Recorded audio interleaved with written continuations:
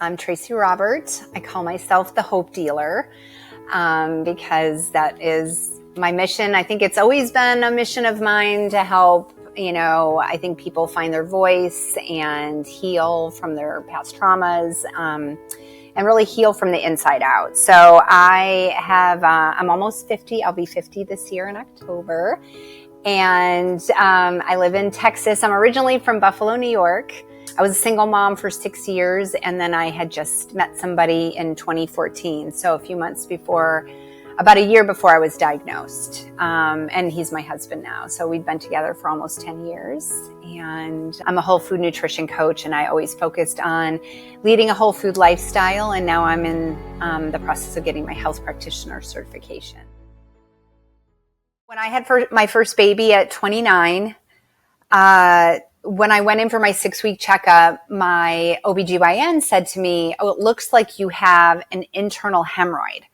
And I was like, "Oh, okay." And, there's a lot going on down there after you have a baby. So I just sort of went, okay, and went about my business, had my second son, don't remember any conversation about a hemorrhoid or a flare-up or anything like that.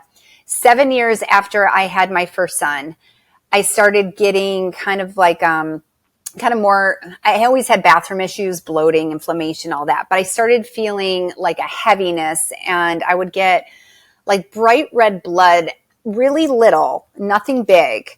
But I did tell my OBGYN at the time, "Hey, I have this going on."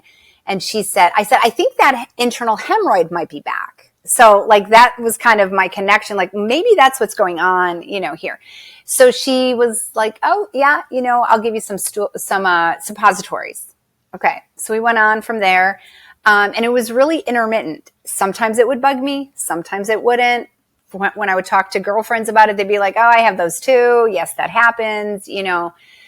So by the time 2014 came along, I was on vacation. It was actually around this time, 10 years ago. I was on vacation, took my first road trip with the boys to Colorado to visit a girlfriend. We got there, and I remember, just road trips, right? Like your stomach might not feel great, and they were eating pizza, and I just didn't feel like eating. So I went downstairs. I'd gone to the bathroom, and that was the first time I saw blood in the toilet. And I was like, okay, I think something major is happening here. I don't know what. I went home after that trip, scheduled an appointment with my general practitioner, kind of told her the story. And I said, "I really want to go see a GI, and I want to see an allergist because a girlfriend of mine had just gotten diagnosed with celiac disease. And she went to an allergist first who did a blood test." So I was like, okay, well, maybe I'll start there. She gives me these 2 names. I get in with the allergist. They don't find anything except for I'm allergic to horses and cats. I was like, okay. And then I end up getting the appointment with the GI. It was a couple months out. I remember it took a little bit of time to get, there. And again, I'm not having blood every time, but here and there. So by the time I get to that person, that's when I'm like, "Hey, this is the story. This is what's happening. This is my history." And she says, "Let's get you in for a colonoscopy. Let's do it tomorrow." And I was like, "Oh, okay." So I come back the next day, do the prep, have the colonoscopy. And she says to me, "When we're in there, I'll band up the hemorrhoids." I was like, okay, cool. Because I felt like those were giving me the most trouble. Right? I'm thinking she's going to say, "You have Crohn's, you have celiac, or, you have ulcerative colitis." That's what I'm thinking. So I get out, and she says to me, "Well, it wasn't a hemorrhoid. It was a polyp. And it's really close to what they call the anal verge. And because of that, I can't do surgery because it's kind of in the sphincter muscle." And I said, "Oh, okay." And she said, "So I'm going to have to send you to a colorectal surgeon. And in the meantime, I want you to go get additional blood work, and go get a CT scan." And I was like, okay. Again, not afraid, not scared, not worried about it. Go and, get this all finished. And then I get the results a week later that it's malignant. I remember I drove to my favorite park, and I just sat there for the longest time. Who do I call first? You're trying to make sense of this. You're trying to wrap your head around it. And I think I'm I tend to be more on the optimist side. And I'm thinking, okay, you're just, you know what? We're going to go in. They're going to do surgery. It's going to be fine. But she had said to me, well, you know, from what I'm looking at, probably going to have to do like chemo and radiation. And like those words are kind of dangling. But over here, I'm thinking, no, like this is going to be no big deal. Like it's going to be no big deal. After probably a week or two, like I met with a colorectal surgeon. We were going to go to MD Anderson. I mean, I went to see 4 different doctors because the news that I was given from the first colorectal surgeon is because it was so low, I was going to have to do neoadjuvant chemo, radiation, and then surgery, and I would end up with a permanent colostomy bag. And I was like, what? Oh, no, that's not what we're doing. I'm going to find somebody who's going to tell me something different. So I went to 4 different people to hope that they were going to tell me something different, which none of them told me anything different. The last ones probably approached it with more compassion. But I went to this Texas Oncology. Her name was Dr. Lee, and she was the oncologist. And I remember she was like this little short, like 4'11" lady. And she came in and she just had so much compassion. I remember her not being matter of fact. I mean, definitely was like, here's what I'm seeing. Here's the treatment plan for this. So, you know, we have a great surgeon I would recommend. And it was the same surgeon that my OBGYN recommended. And she's like, he's the best, Tracy. He's the best. And if there is anybody that could save it and avoid the colostomy bag, it's him. So I think she gave me hope for the first time that there was possibility. Like, I think it was probable that it wasn't going to happen, but it was possible that it could, right? So I was just like, okay, let's hold on to that. And then she said, Aaron, I'm going to send you to a great radiologist. You're going to love him. We're a team. We talk together. So it made me feel really good. I wasn't just a machine, a number. And then I went to the radiologist, and I remember Dr. Greenberg, he came in. He would come in with his tea every day, have his tea. And his little, he would talk about like, don't get tea bags from they're from the floor. You don't want to have tea bags from the floor. Like, you want to get this loose leaf tea. He would always talk to me about his loose leaf tea. And I was like, okay.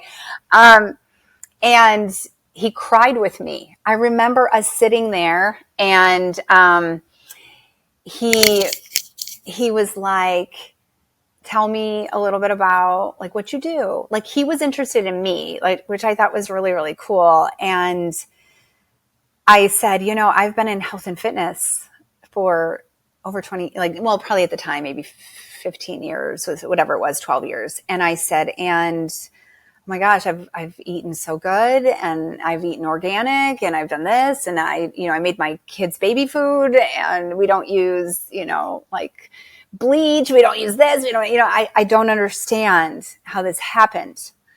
I said, because I tried to figure out what was wrong with my gut, and obviously nothing I did got me to a point that I don't understand. And he looked at me. I remember he put his cup down, and he looked me in the eye, and he had tears in his eyes. And I remember he said to me, he said, honey, you were just struck by lightning. You were struck by lightning, honey, and I'm so sorry. Well, we're going to get through this together. And he said, and we're going to make this process really easy. And then, he kind of explained the procedural stuff. But I think both of them came in with their heart in front of their brain. And that made all the difference for me. Treatment plan was neoadjuvant therapy, 28 days, chemo, radiation. So I would go to chemo 5 days a week. And then I could opt for either the port or Xylota, which was a pill. And for whatever reason, I just felt like the pill made me feel like I could pretend it was a supplement, I think, in my brain. So I was like, okay, I'll do that. And then I was to heal, surgery, and then more chemo after that. And at that point, it would have to be the port. So I could have had the option of doing, but the port to me brought up images of, I remember watching this movie with Julia Roberts, Dying Young, in the 90s, and the chemo and the throwing up and sick people and just the whole thing. Like, I just remember feeling sick to my stomach. Like, I don't want to do that. So I remember I started in March of 2015. And the very first day I was driving to work, and I had the pill in my hand, and I'll never forget I remember thinking to myself, you have spent years of your life like disciplining yourself, eating right, working out, coaching other people to do this, and you're about to put poison in your mouth. Like, you're about to poison yourself. And I just cried. I think I cried all the way to work, with the thought that, like, I'm never going to be the same. Like, this is going to change everything for me. And I don't even know what that looks like, but it's like, it's going to change everything. So, I remember that. And the first day of radiation, I remember it being like, the ladies were awesome. Like, you walk in and they're great. And they're, you have to get these little tattoo things, they call them, like on your hips, where they're going to do everything. And, but really it was easy. Like, radiation was easy at first, like, you're like, okay, no big deal. Go in, zap ya or whatever. And then, go. So that part felt easy to me. It wasn't until probably, I think, week 3.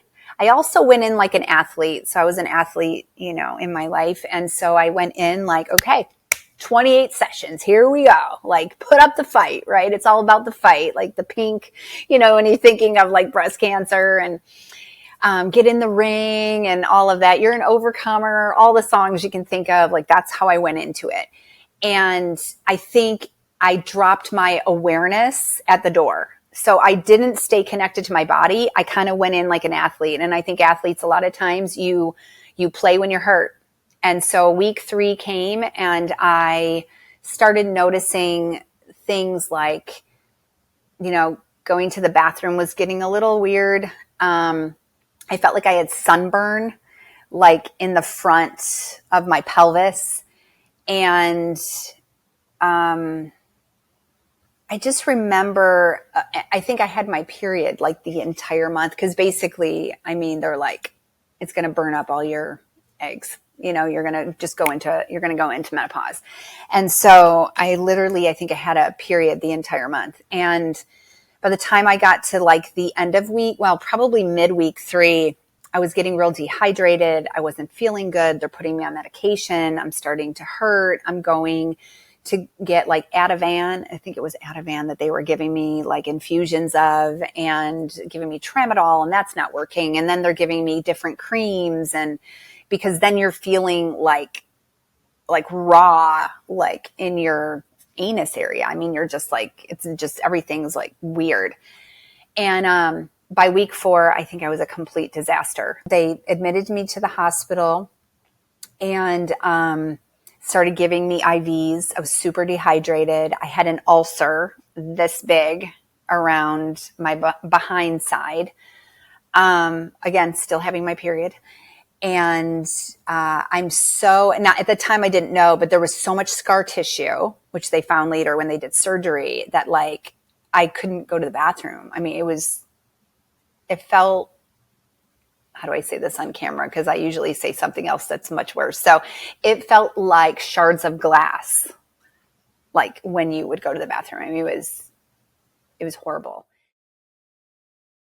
I got out of the hospital, and then typically they want to do surgery 4 to 6 weeks after. Now I'm still fighting this thing. Like, we're not going to do this. So I'm researching, like, is there other things and there's nothing really that they have figured out to do, especially because it's in my muscle. It's in the sphincter muscle. They don't know if the lymph nodes are just infected or have cancer. There's 2 lymph nodes affected when I did MRIs and CTs and all that stuff. They're suspecting that it's probably not cancer, but they don't know. They won't know until they go in there. So they staged me at like a 2B, 3A or something like that. But they said until we do surgery, we don't really know. I said, okay. So I ended up not getting surgery for almost 12 weeks, maybe it was. I mean, because I was pushing it. And in that time period, radiation gets worse. So I started developing like a rash all over me. I had this like it would be like sun poisoning, but it was radiation poisoning. Basically, it was a rash all over me.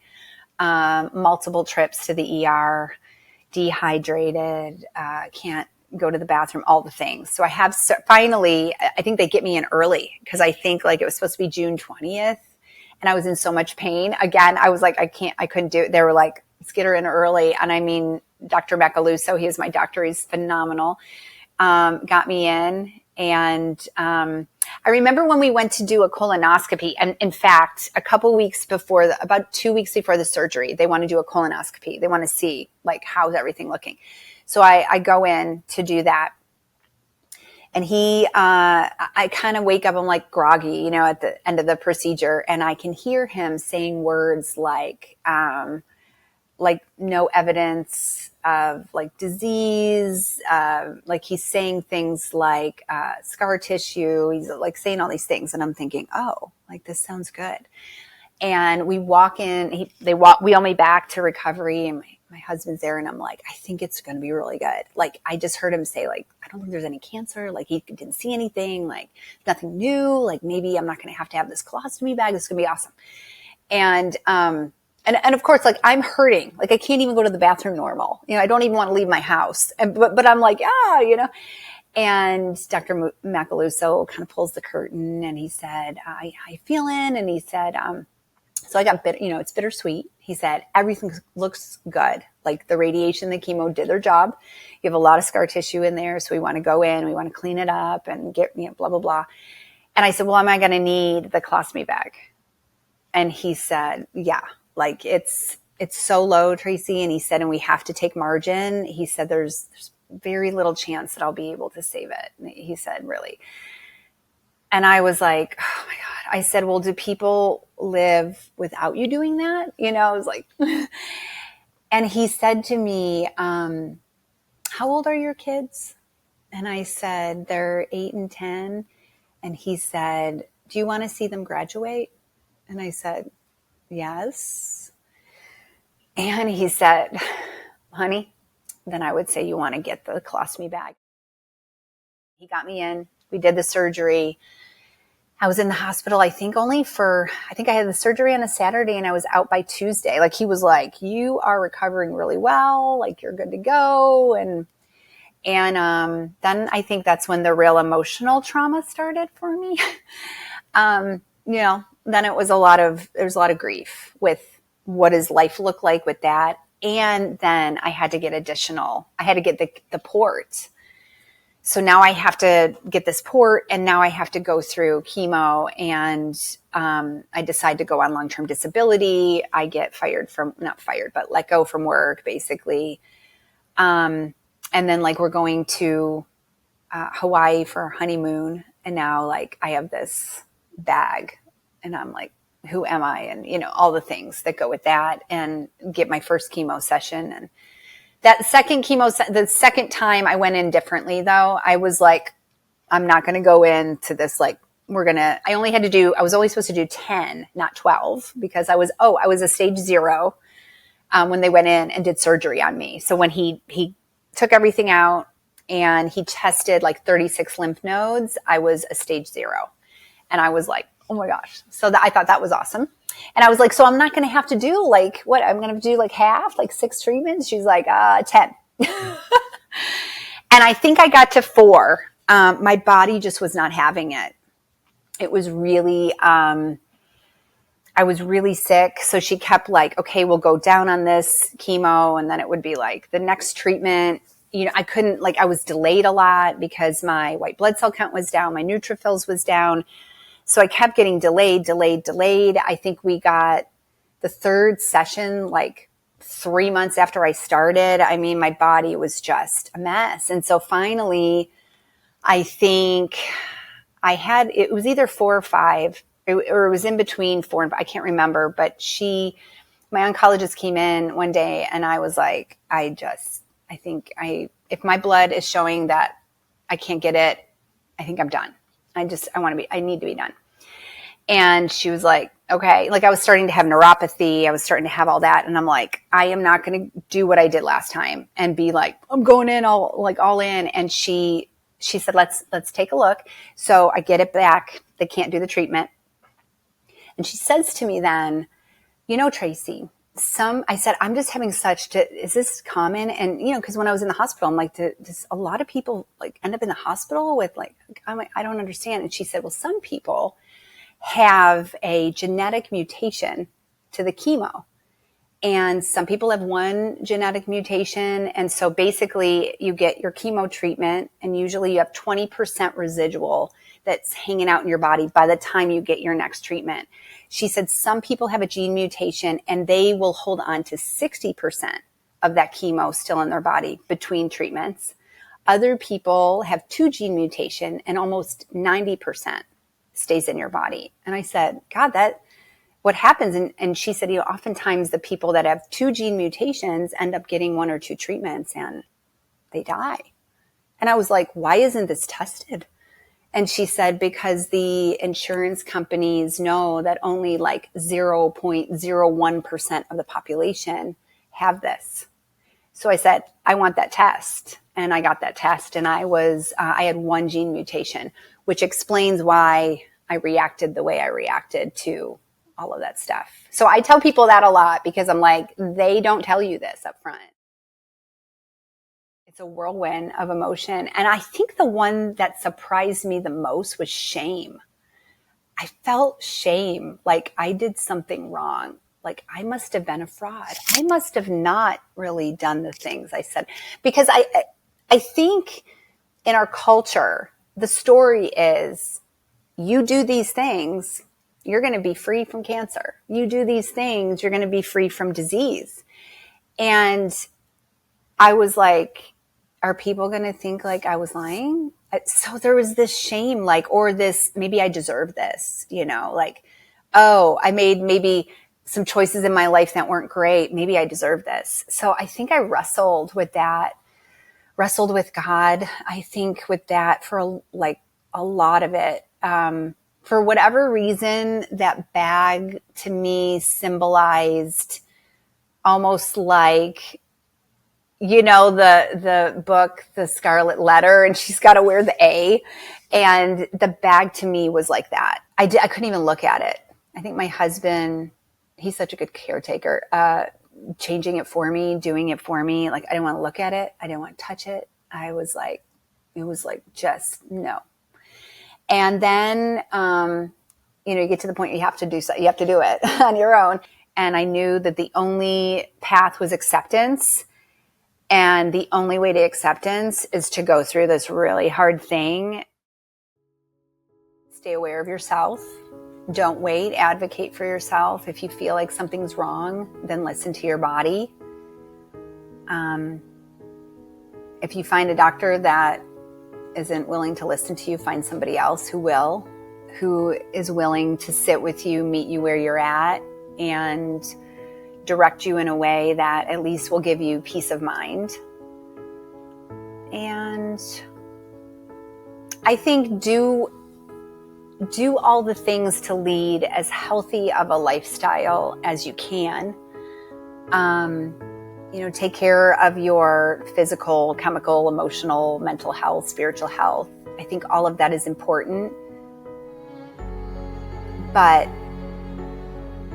from the time you're born, you're dying. So enjoy the journey, make the most out of every opportunity that you have. Life is short, and you can turn any pain into your purpose. And using your voice to share with others. I think that's the greatest gift you can give everyone. And I realize some people, that's not what they want to do. They grieve differently. They don't want to share their story in that way. But if you're called to do that, do it, because so many people find healing and hope in somebody else's story.